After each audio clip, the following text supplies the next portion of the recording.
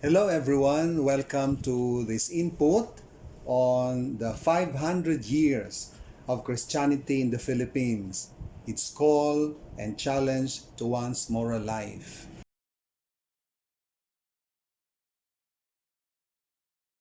I'd like to give you a quick review on the 9 novena years of preparation before we celebrate these 500 years of Christianity in the Philippines. We have year 1 in 2013 as the year of integral faith formation. And the pastoral concern for that year was for many Catholics whose faith has less significance in daily, private, and public life. Year 2 after that, in 2014, is the year of the laity. And this was devoted to the renewal of the laity, to their empowerment, and more accurately, to activating their charism from the Spirit, so that they may indeed take up their role as co-responsible agents of evangelization and lead in the task of social transformation. And then after that year 3, 2015, the year of the poor. And this year was dedicated to committing more firmly to the vision of becoming truly a church of the poor. It was followed by year 4, 2016, the year of the Eucharist and the family. And the focus here was on making the Eucharist better appreciated and its missionary implication better lived by the Catholic faithful. And year 5 in 2017 was the year of the parish as communion of communities. The focus here was the building of a parish that is truly a faith community immersed in the lives of its people. And year 6, 2018, the year of the clergy, our year, and religious, dedicated to the integral renewal of the values, mindsets, behavior, and lifestyles of the clergy and religious. And year 7, that was in 2019, was your year, the year of the youth. And this year was the call for greater participation of thousands of you young people who are involved in the various activities of evangelization and social transformation. Year 8 in 2020 was the year of ecumenism, interreligious dialogue, and the year of the indigenous peoples. This was devoted to exploring new ways of being community through ecumenical and interreligious relationships and action. And year 9, the last year of our preparation, 2021, is the Missio Agentis year, the year of mission. And this year is dedicated as to how we are fulfilling the vocation, how a mission consciousness in all the faithful can be formed, how each one can be intimidated into becoming a missionary even at home, even more concretely, how parishes and dioceses are supporting our own Philippine Mission Society. Now, since the COVID-19 has entered into our world last year, the celebration is limited to the framework and setting of dioceses, parishes, GKKs, and even small communities, mindful of the health protocols called for in these pandemic times. Now, 2021 is also declared by Pope Francis as Year of Saint Joseph in the celebration of the 150th anniversary of the proclamation of Saint Joseph as patron of the Universal Church. And so we have another celebration this year, the Year of Saint Joseph, together now with the Year of Christianity in the Philippines. The Pope wrote a letter, an apostolic letter, Patris Corde, on this occasion, and it was written on December 8, 2020. If you like to read the whole text, you may visit the internet to read about it. Now, our country celebrates the 500 years of Christianity this year.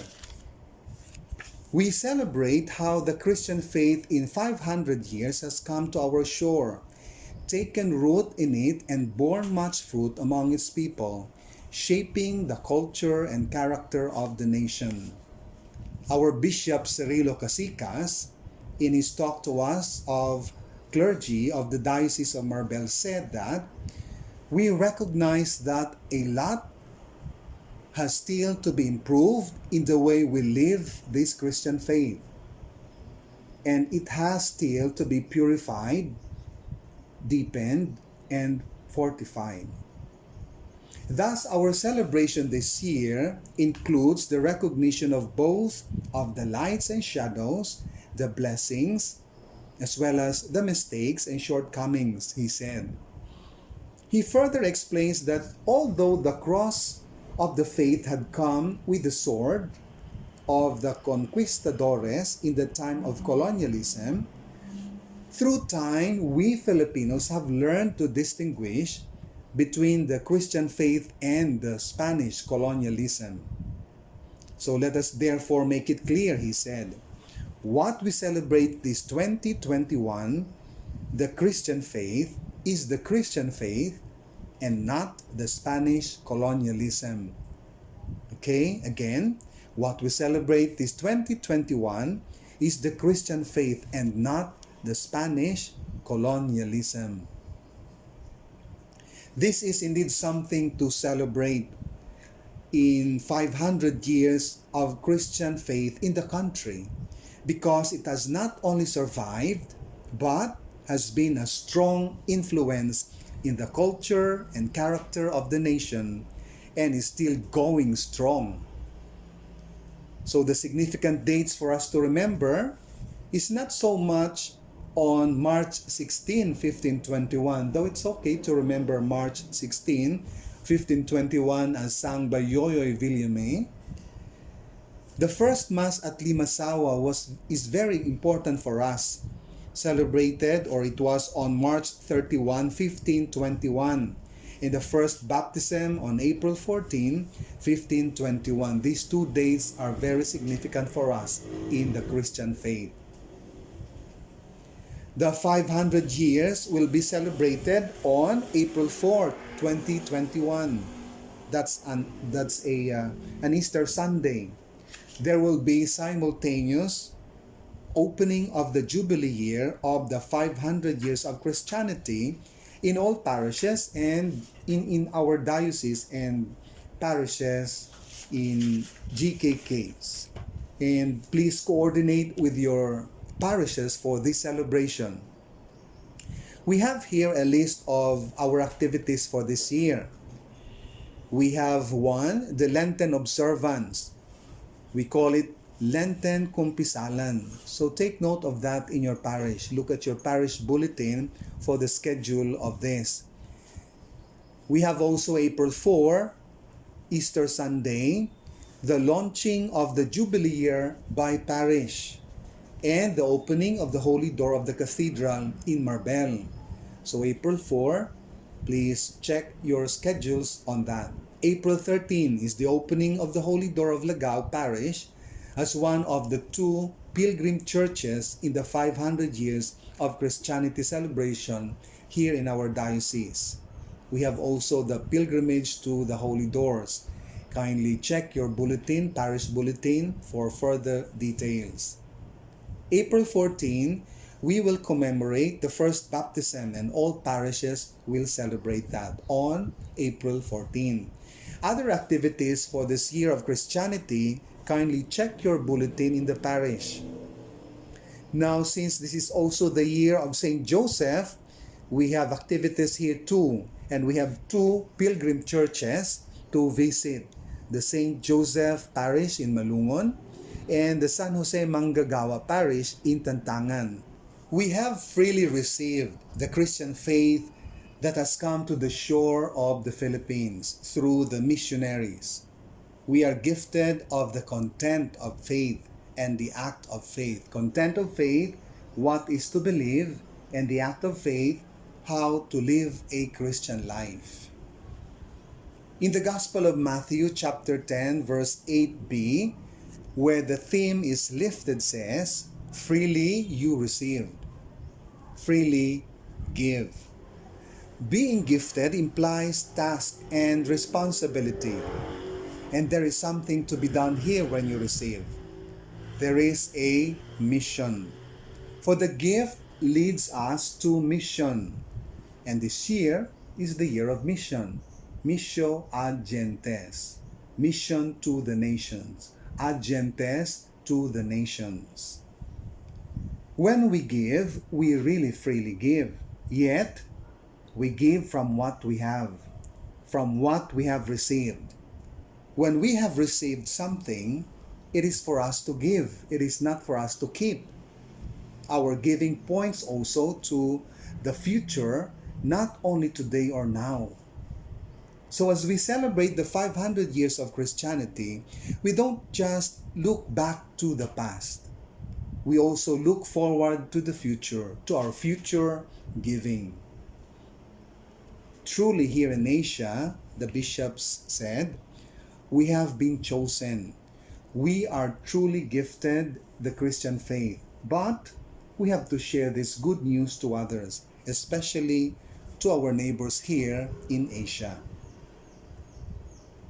Our celebration then is both a call of joyful thanksgiving and a call to mission.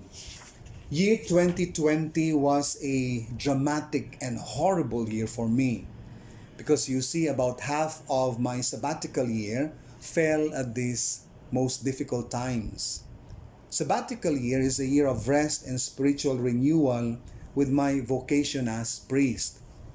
I organized myself and planned for a spiritual journey and visit non-Catholic countries, since last year was year of ecumenism, year of interreligious dialogue, and year of indigenous peoples. So in January last year, I visited a Muslim country in Indonesia, the most populous country in terms of Muslim population. Then I flew to Myanmar, a Buddhist country. And the last leg of my spiritual journey was Thailand. Another Buddhist country, yet it practices a different form of Buddhism when compared to an old Buddhism in Myanmar. Of course, I visited Catholic churches in those countries, and I saw Catholic churches' infrastructures and its interior built in a style enriched by the culture of the people. Before the end of January 2020, I journeyed back home here in the Philippines, and COVID-19 started to fill the social media, broadcasting and podcasting its beginnings in Wuhan, China.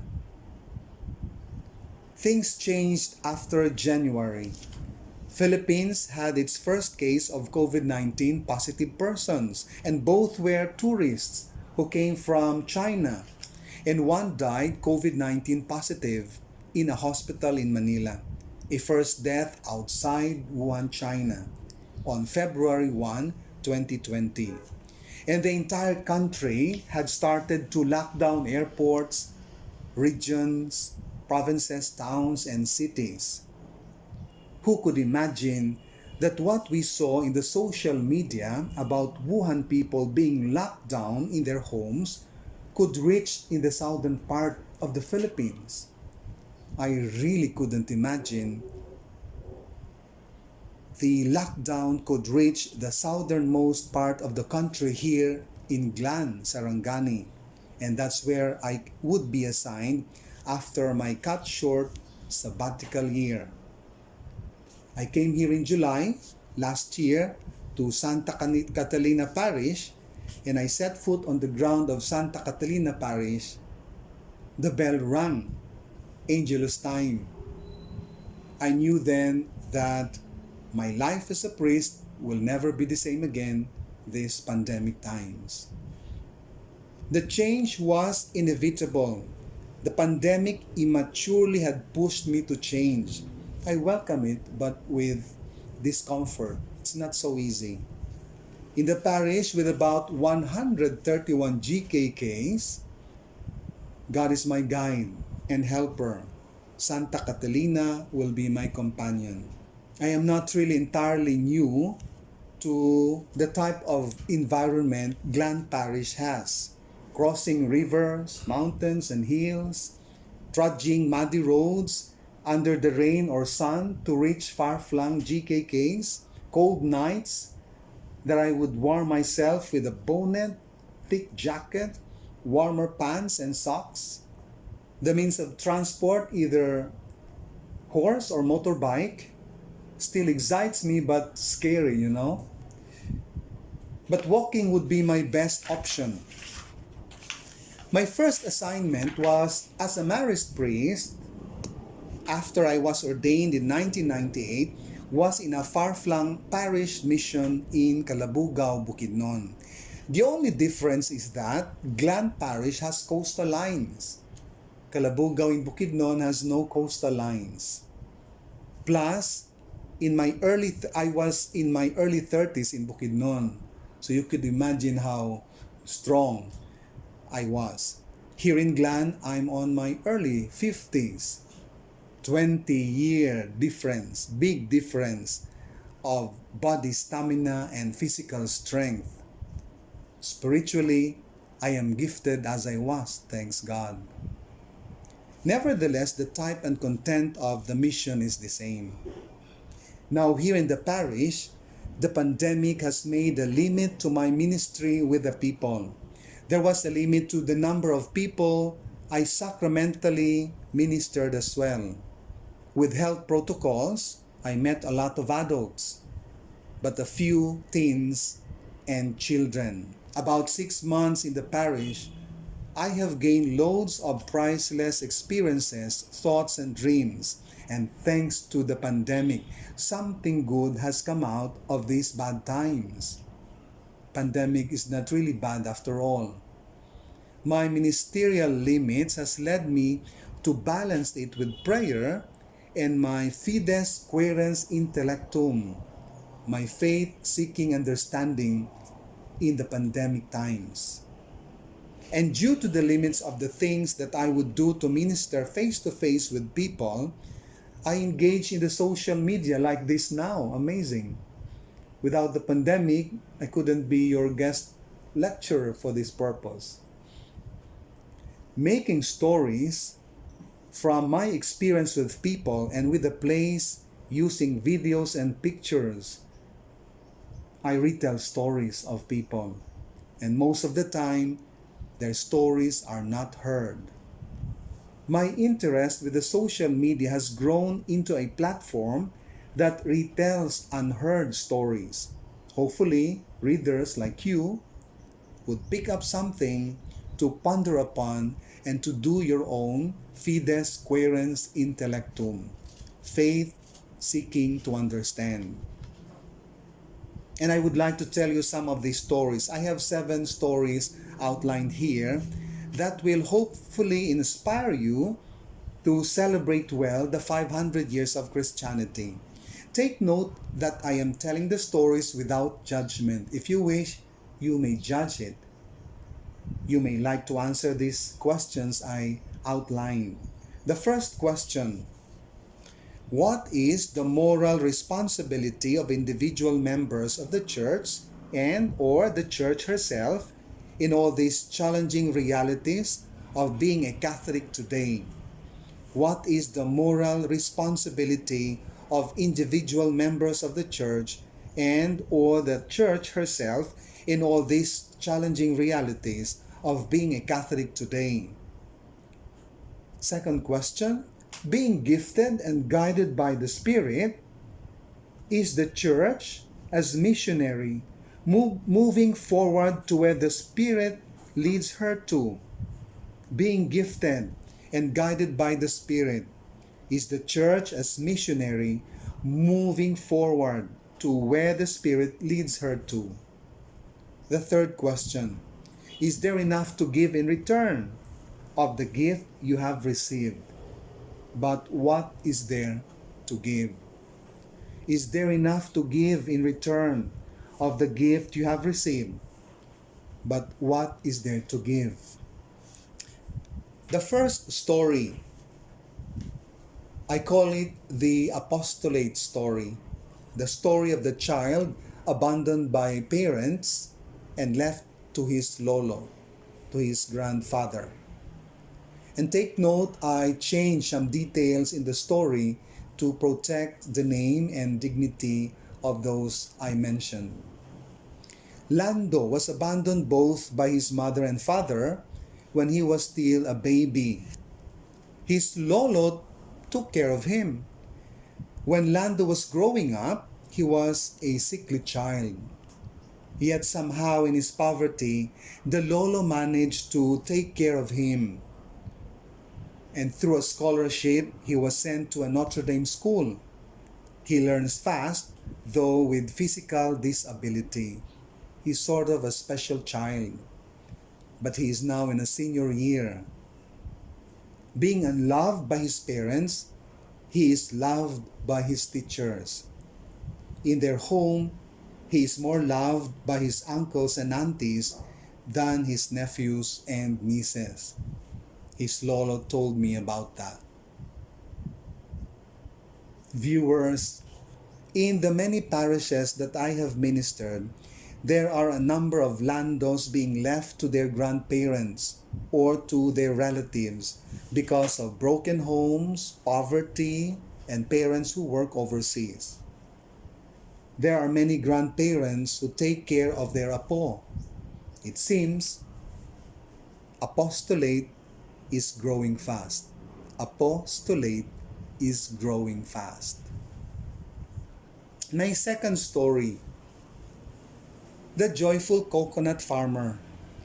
He's a GKK leader in the first place, and well, a retired teacher in the first place, but he was a GKK leader at the same time. Sir, as I call him, has ventured in coconut farming, and he has taken a coconut land for rent. A caretaker manages his farm, collects the first harvest of the coconuts, makes the copra ready for selling. Copra buying price is good last year, about towards the end of the year. But it won't take long, however, for the buying price shall go down after a few months or so. He would gain much from his first harvest, and that was what he thought. An accident happened. The mechanical house copra dryer was burned down together with the entire copra almost ready for market. Nothing is left except ashes and debris of the mechanical house dryer. This joyful coconut farmer told me, Father, I told my wife, we have no Noche Buena this New Year's Eve because our money is gone. The copra is gone. And then I said, oh. And he said, maybe next year, Father. This year is not our copra, but next year, hopefully, that will be our copra. We will be blessed, hopefully, next harvest. The GKK leader and coconut farmer at the same time seemed to be joyful and hopeful as he told me his story. We were walking up the hill to go to a GKK fiesta. It was a muddy road. He was on his barefoot. I was on my rubber shoes. And this guy, this joyful leader, is 69 years old. Many farmers, rice, corn, coconut, vegetable farmers are poor. Most of the time, they suffer from man-made and natural calamities. Added to this is buying and selling price of the farm products in the market. Farmers would always go home gaining less or nothing from the abundant harvest of their farm. The third story, a GKK leader with a non-Catholic son-in-law and a non-Catholic daughter-in-law. Dario is a great, generous GKK leader. His wife is a wonderful psalmist. He would sing in the GKK Mass. His means of livelihood is fishing. They live near the sea. He had a farm land but has not gained much from it since he has planted bananas only recently. Banana these days are a go-go, an in thing in Glan. Dario has 6 children. The 2 elder children are married to non-Catholics with different faith and cultural orientation. Dario told me, "Father, I am really humbled of these 2 children of mine.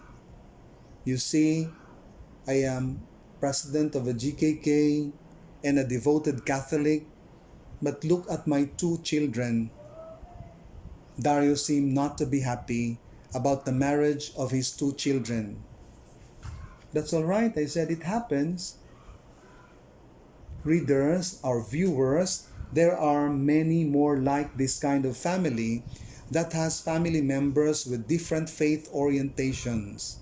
Some families struggle to live in harmony in one roof. Some family members would stand strong for their religious practice. Some would insist strongly that their religious practice must be followed. The 4th story, Dora and her mental health. I don't know where Dora is now. I have not seen her after our first conversation. She told me how difficult life is for her and for her family. Her husband has no permanent job, and she just finished her teaching degree and is applying for a professional national exam. The pandemic has made her application difficult.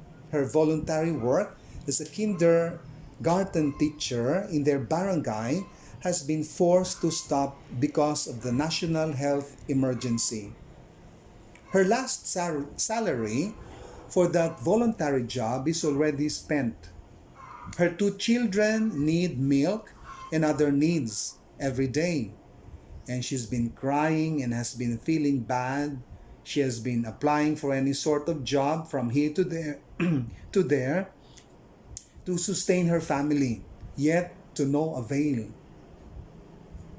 After our conversation, I gave her food packs and I told the parish family life worker about her.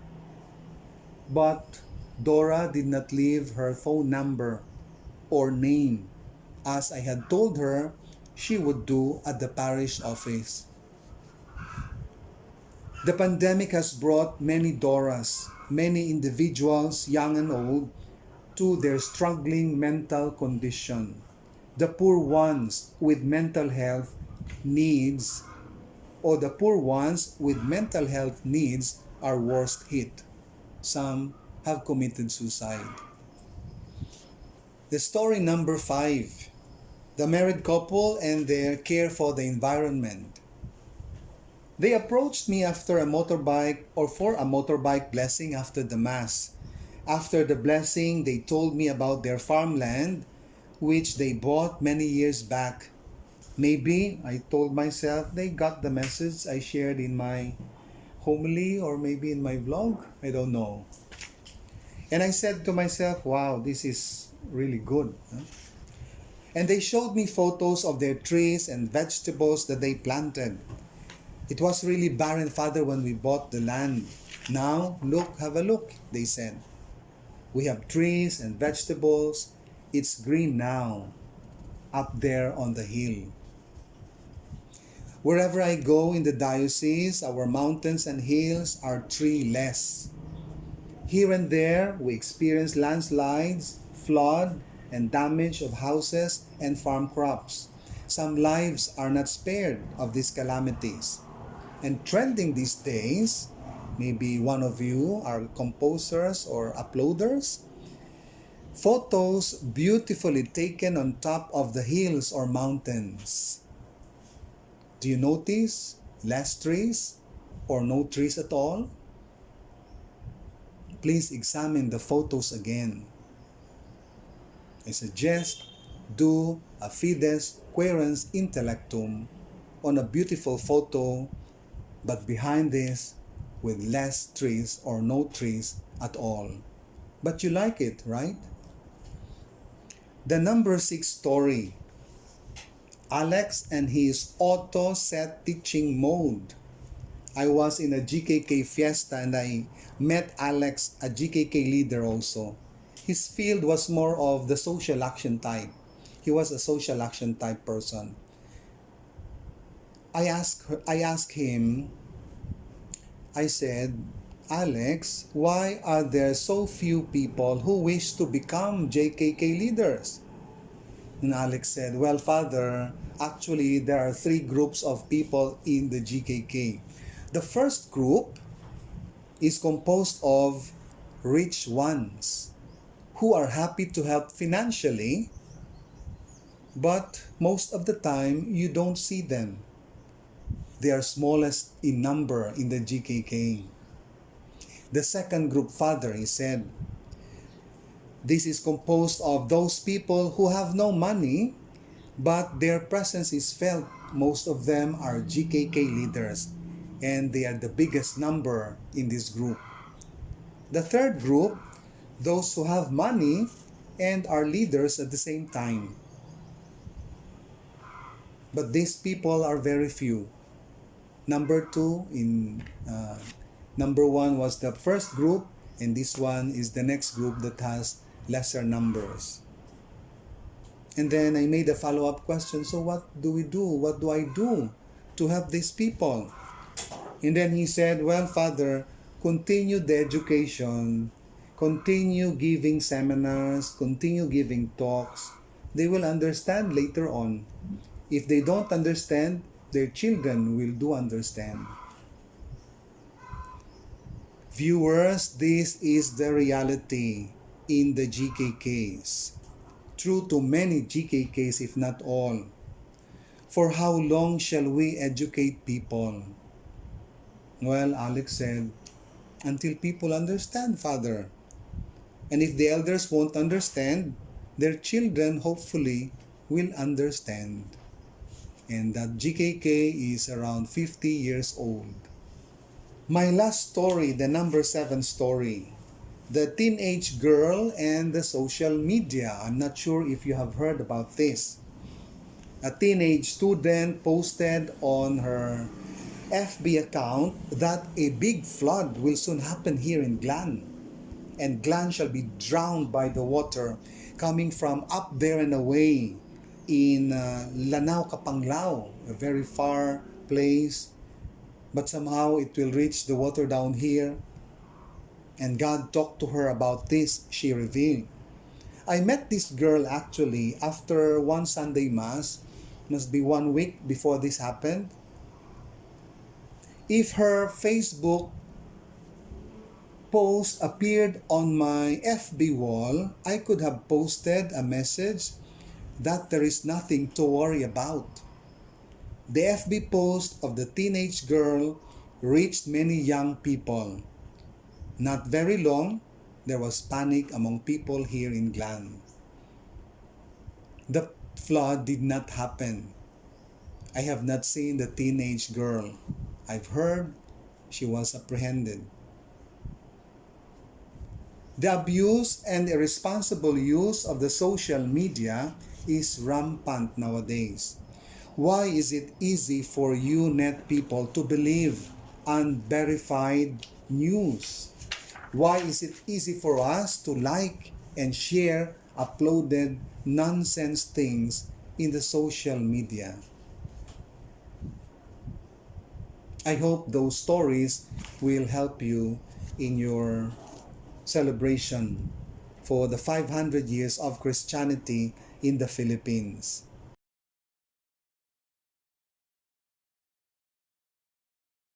Now, 500 years of being a Catholic Christian country is really a gift, freely gifted with Christian faith founded in the apostles of Jesus Christ. We are called to freely share what we are freely gifted with.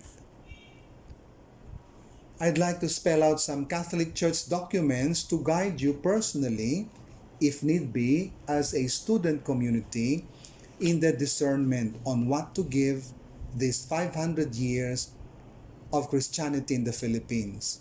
What I am giving here, however, are bits and pieces of the documents, maybe only a review. This is only a review. The first document is the Fratelli Tutti, and you may like to search also in the internet. The whole document is there in the internet.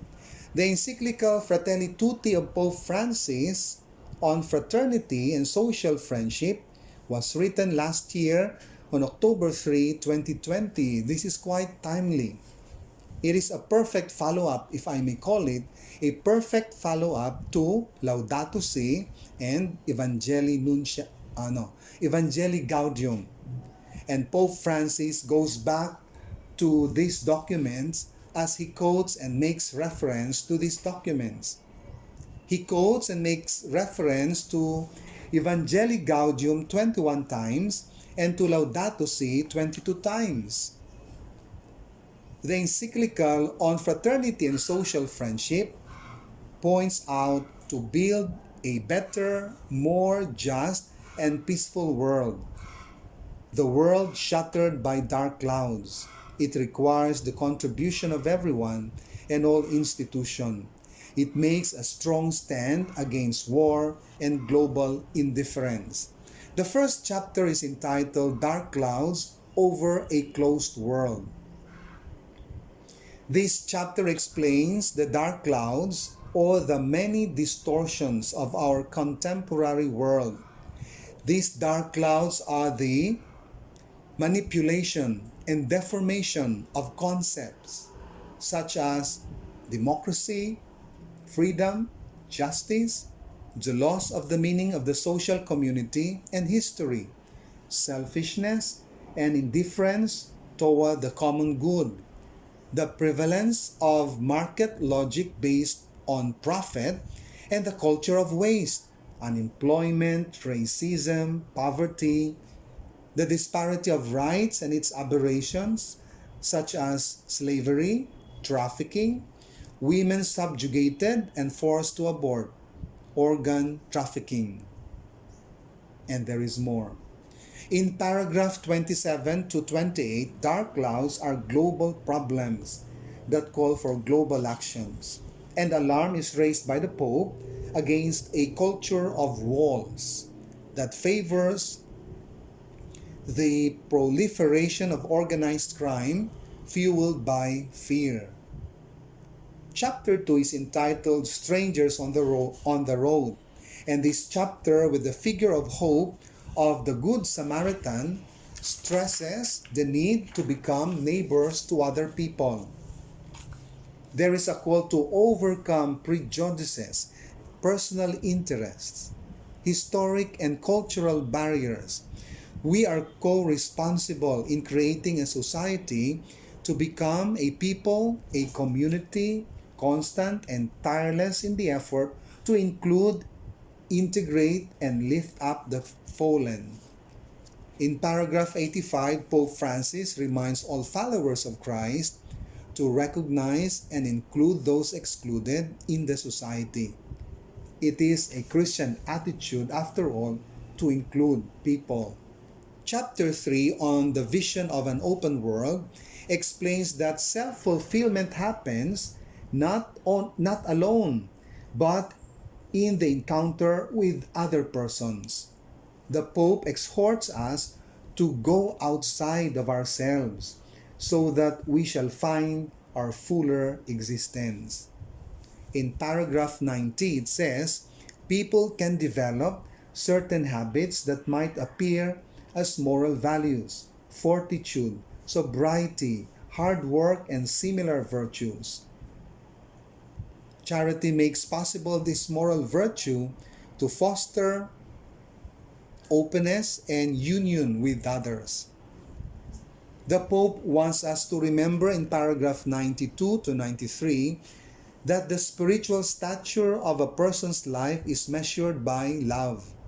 Love is always the prime reason which leads us to seek better the life of the other person. In paragraph 114, the Pope says that solidarity as a moral virtue and social virtue are born and nurtured in the family.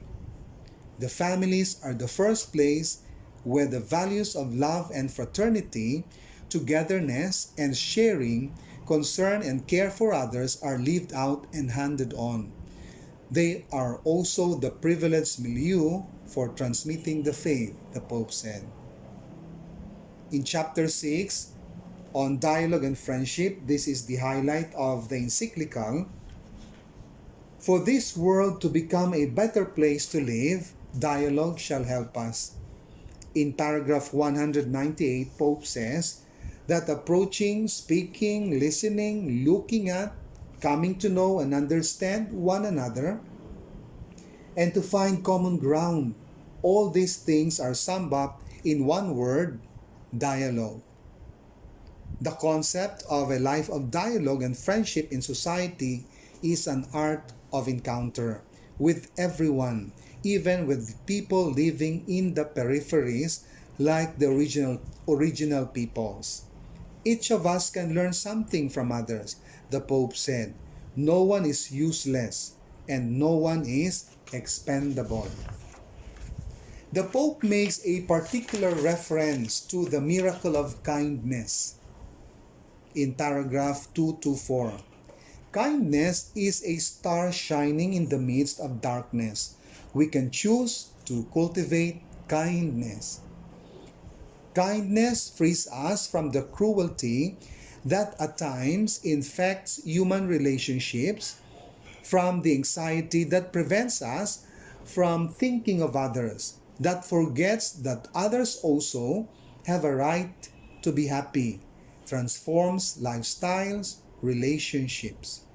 Kindness, according to Pope, facilitates, opens new paths where hostility and conflict would burn all bridges. In the encyclical Fratelli Tutti, if this encyclical is the encyclical to care for people or the social environment, then Laudato Si is the encyclical to care for nature or the natural environment. And there is a word to connect the two encyclicals, care. When we care for people, our brothers and sisters, we cannot neglect to care for our common home or the natural environment where we live. And Pope Francis encourages all of us to establish a culture of care, to comfort the culture of indifference, waste, and confrontation so prevalent in our time. The pandemic has taught us how important it is to care for one another and for creation in our efforts to build a more fraternal society, the Pope said in his message for the World Day of Prayer for Peace this year. So, the Laudato Si. This was written by Pope Francis on May 25, 2015. Laudato Si is the call to care for the natural environment. If Fratelli Tutti is to care for people, now this is the care for the natural environment, our common home, and care for the poor as we face with global environmental deterioration.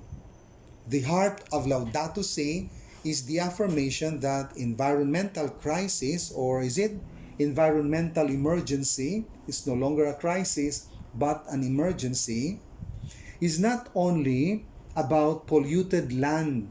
This is not only about polluted water and air, but includes dangerous attitudes toward other human beings, as well as economic practices that harm people and the environment.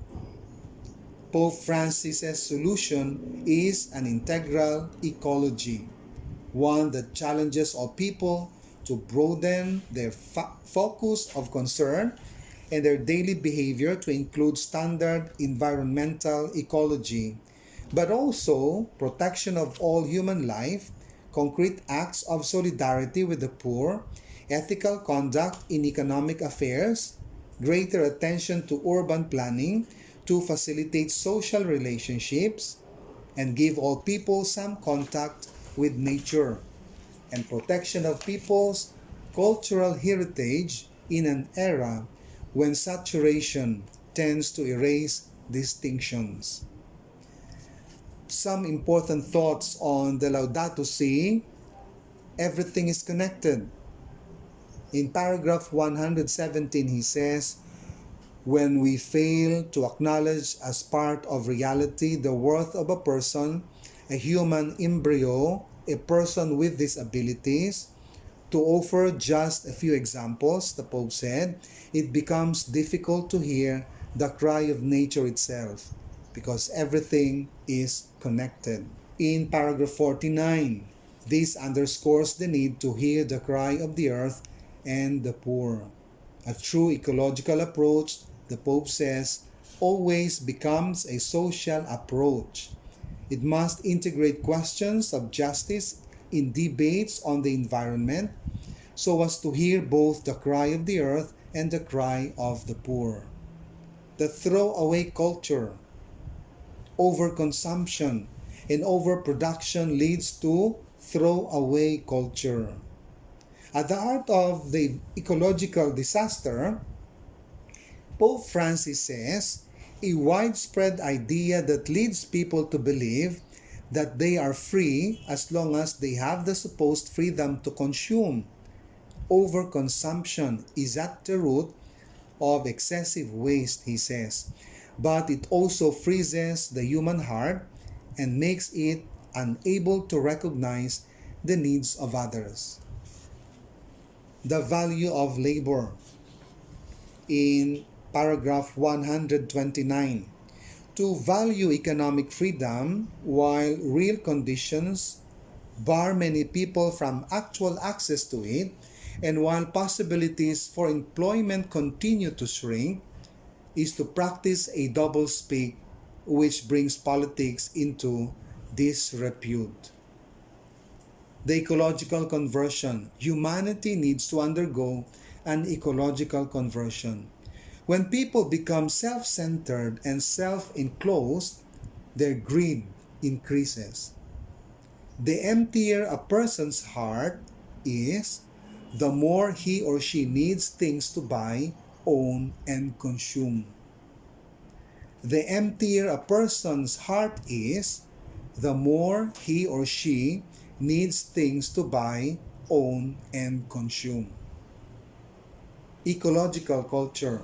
We need to build an ecological culture, a distinctive way of looking at things, a way of thinking, policies, an educational program, a lifestyle, and a spirituality which together generate resistance to the assault on the technocratic paradigm. The intergenerational solidarity. The environment is part of a logic of receptivity. It is on loan to its generation, which must then hand it on the next. So we have here in the parish a program for tree growing, and on this year of the Christianity in the Philippines, we had the pilgrimage of the cross with tree planting as one of the activity. On joy and peace. An integral ecology includes taking time to recover a serene harmony with creation, reflecting on our lifestyle and our ideals, and contemplating the Creator who lives among us and surrounds us, whose presence must not be contrived but found uncovered. The call of Evangelii Gaudium is an ongoing missionary renewal.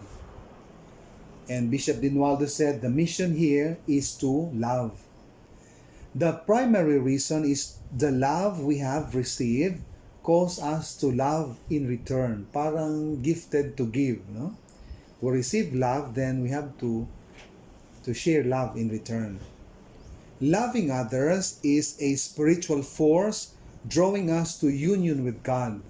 That's in paragraph 272. And because salvation is for everyone, so when you love, you have to share that to everyone. And who are the missionaries according to Evangelii Gaudium? Who are the missionaries of love?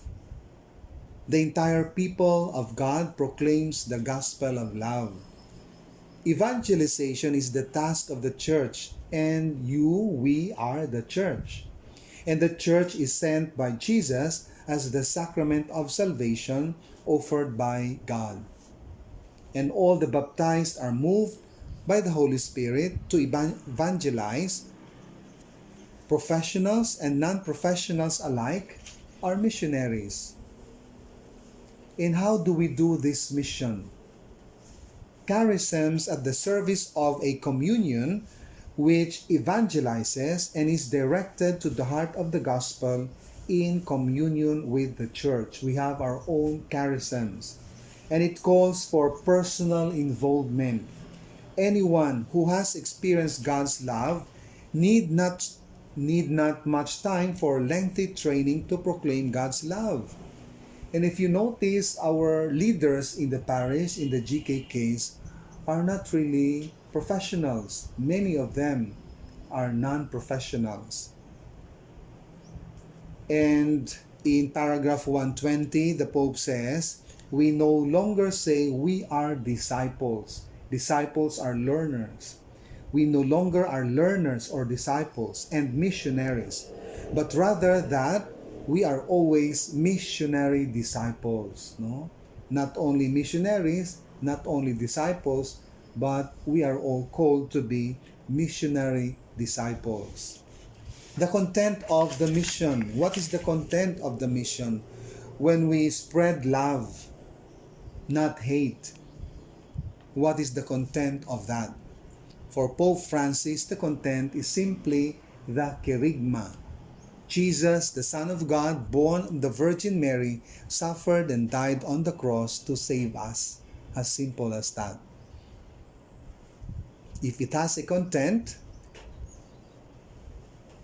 it has also a social content on the faith, content now on the care for other people.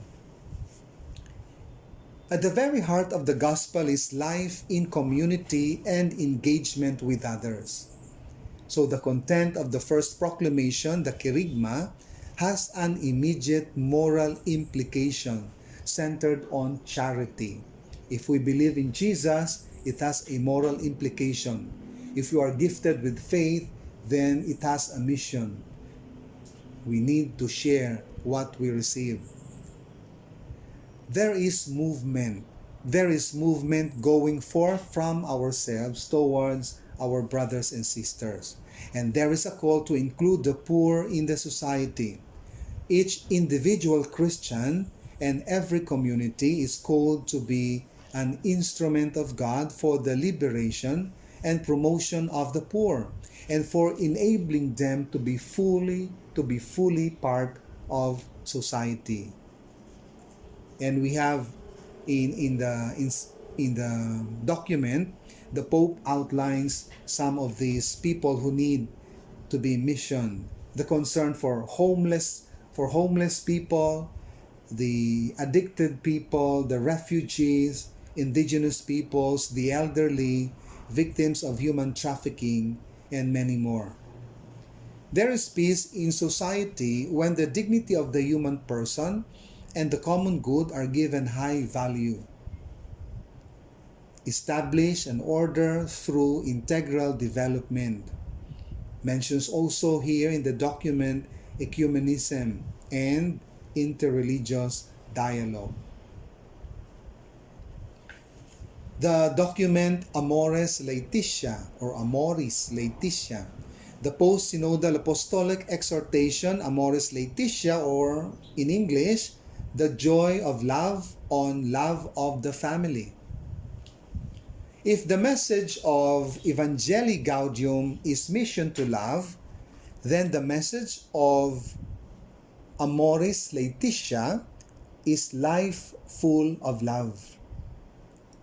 If Evangelii Gaudium is the care for missions, then Amoris Laetitia is the care for families. Life full of love is a life lived according to God's Spirit. We call it spirituality. So Amoris Laetitia is the spirituality of loving. The 6 ways to live life full of love according to Amoris Laetitia. So the first spirituality is the spirituality of care, consolation, and incentive. Healthy people treat the weak with compassion. No one can be condemned forever because that is not the logic of the gospel. The church is not to condemn anyone forever, for the house of the Father has a place for everyone. Pope says also in the encyclical, there is no easy recipes that exist.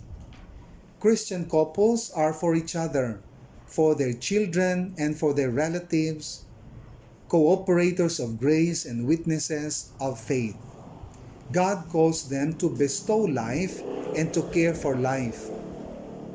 For this reason, the family has always been the nearest hospital, a care center.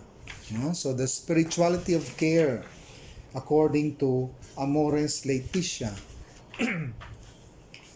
The second spirituality, the spirituality of mercy. The church is commissioned to proclaim the mercy of God. She knows that Jesus himself is the shepherd of the 100, not just of the 99. And he loves them all. Make room for God's unconditional love in our pastoral activity. And here he outlines signs of God's mercy in Amoris Laetitia.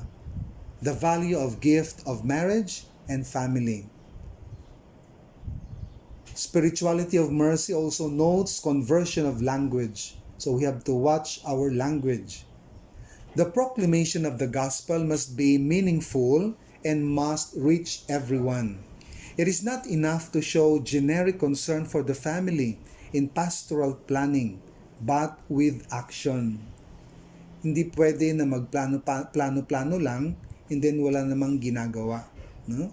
And pastoral activity must be filled with merciful love, which is ever ready to understand, forgive, accompany, hope, and above all, integrate. So the spirituality of supernatural communion. The Lord's presence dwells in families, and the spirituality of family love is made up of thousands of small but real gestures. It is a true path to daily sanctification and mystical growth, a means of deeper union with God. In Fratelli Tutti, Pope Francis underscores kindness. No? Christ is the center of family life. A family centered on Christ will unify and illumine family's entire life. With the grace of the Holy Spirit, the married couples grow in holiness through married life by sharing in the mystery of Christ's cross, which transforms difficulties and sufferings into an offering of love. Embracing the attitude of the Lord, Jesus offers boundless love to each person without exception. And experiencing the core of Jesus would allow all to realize that they belong to the church as the body of Christ. The spirituality of family prayer. Encourage families to grow in faith through prayer. A family prayer is a special way of expressing and strengthening the Paschal faith. This means frequent confession, spiritual direction, and occasional retreats. Family prayer also during the week, since the family that prays together stays together. And reading the Bible in a Chriska session would help also. And we have that program ministry in our diocese. The family's journey of prayer culminates by sharing together in the Eucharist. The Eucharist offers the spouses the strength and incentive needed to live the marriage covenant each day as a domestic church. The spirituality of exclusive and free love. Exclusive and free love meaning an interior requirement of the covenant of conjugal love. Since a person who cannot choose to love forever can hardly love for even a single day. A person who cannot choose to love forever can hardly love for even a single day, the Pope said in paragraph number 319. And the experience of belonging completely to another person is the type of way of life in a married love. Exclusive, free love. The spirituality of a shepherd. All family is a shepherding in mercy. And each of us, by our love and care, leaves a mark on the life of others. That's why we watch our language all the time, because it will leave a mark on the life of a member of the family. Persons need to feel not as excommunicated members of the church, but instead as living members. The encyclical also points respect needs to be shown, especially for the sufferings of those who have unjustly endured separation, divorce, or abandonment, or those who have been forced by maltreatment from a husband or a wife to interrupt their life together. Empathy is another point here outlined by the Pope. Experienced and trained couples should be open to offering guidance so the couples will not be unnerved by this crisis or tempted to hasty decisions. Listening. Listen with the ear of the heart. Listen with sensitivity and serenity in order to help couples live better lives and to recognize their proper place in the church. And the last point made by Pope Francis on the spirituality of a shepherd is Jesus wants a church attentive to the goodness which the Holy Spirit shows in the midst of human weakness. Jesus wants a church attentive to the goodness which the Holy Spirit shows in the midst of human weakness. I included the social teaching of the church. I lifted from Ducat. No? You have a book on Ducat. So there are questions answered by Ducat on social media. What are media for? This is the answer. When the direct communication is not possible, we use the media as indirect providers of information and as platforms for exchange and discussion. The media serve to educate, inform, and entertain, with the entertainment aspect often outweighing the others. With the media, we could recognize neither our private life nor the complexity of our modern society. The media are like the communicative cement that holds society together. The larger and more complex the society, the more urgently we need the media. A democracy especially cannot function without the free exchange of opinions and information, without the participation of all. How does the church see the media? The media are necessary building blocks of modern societies. They are not ends in themselves, rather as social means of communication. They serve people and help them to understand one another. The media and those who make them available and distribute them have an ethical responsibility toward the goal of mutual understanding. What fosters understanding that impedes it? How can man and his social relations be promoted? What developments serve the common good, for example? the free exchange of news and opinions. What is the Church's attitude toward the social networks? The Internet, above all, the social networks are regarded as an important extension of the possibilities for communication. Pope Benedict XVI repeatedly took up this theme. Thus, he says, the new technologies allow people to meet each other beyond the confines of space and of their own culture, creating in this way an entirely new world of potential friendships. This is a great opportunity, but it also requires greater attention and awareness of possible risks. Just like all the media, however, the social networks too should serve the common good and human development. And the last question I lifted from the book, Ducat. What is the right way to use the media? Using the media sensibly is a challenge for every individual. Even with classic mass media, newspaper, radio, or television, one must decide what to be concerned about. Merely passive consumption often leaves the user feeling sad and spiritually empty. In this regard, parents, teachers, or youth group leaders have a particular responsibility.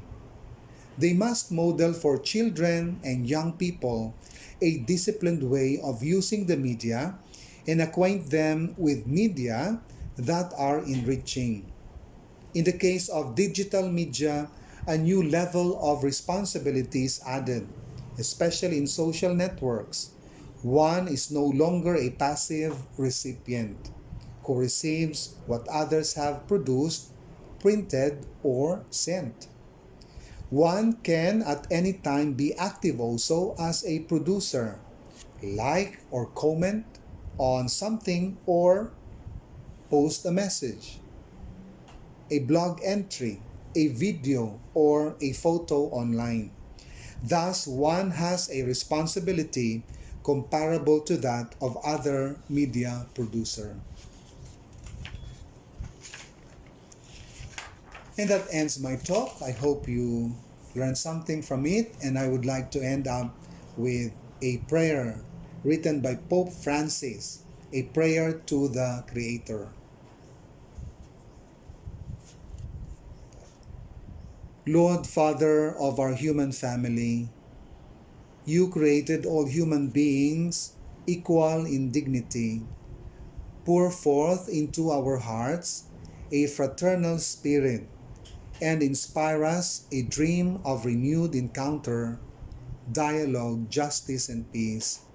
Move us to create healthier societies in a more dignified world, a world without hunger, poverty, violence, and war. May our hearts be open to all the peoples and nations of the earth. May we recognize the goodness and beauty that you have sown in each of us, and thus forge bonds of unity, common projects, and shared dreams. Amen. Thank you so much for watching. God bless you more and always.